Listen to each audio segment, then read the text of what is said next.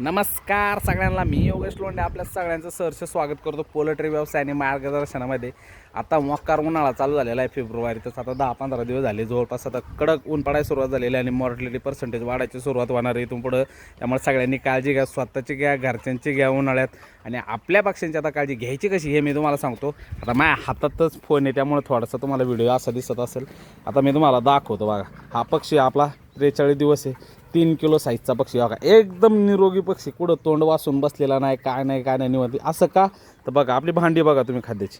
खाद्यातलं भांड्याचं पार आता खाद्य संपलेलं आहे भांड्यांमधलं.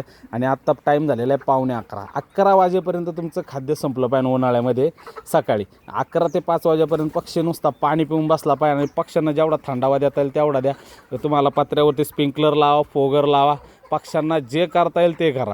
तुम्ही हिमसी म्हणून हिमालयाची पावडर आहे ती पाण्यामध्ये टाका टेम्परेचर मेंटेन राहण्यासाठी. फक्त पक्ष्यांना निरोगी ठेवा. कारण उन्हाळ्यात सेप्सिया डॅमेज व्हायचं कारण काय, हे पक्षी खातो 170, 180, 190 ग्रॅम पर डे. आणि वजन देतो आपल्याला उन्हाळ्यामध्ये पक्षी. तसं नॉर्मली वजन आपल्याला 90 ग्रॅम भेटतं, पण उन्हाळ्यात काय होतं तेच वजन आहे ना आपल्याला 60-70 ग्रॅमने भेटतं. 10-20, 20-20 ग्रॅमचा रोजचा फरक पडत जातो. त्यामुळे आपला एफसेरा डॅमेज होतो.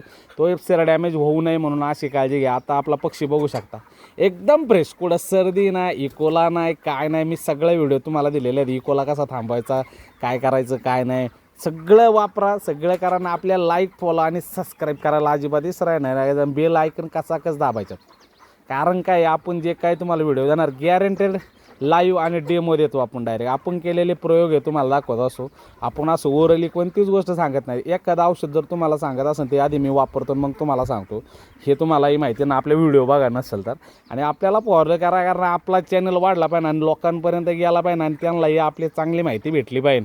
कारण आपल्या महाराष्ट्रातल्या शेतकरी आपला पुढंच गेला पाहिजे, आपली उद्दिष्ट आहे. त्यामुळे तुम्ही मला लाईक, फॉलो आणि सबस्क्राईब करा. धन्यवाद.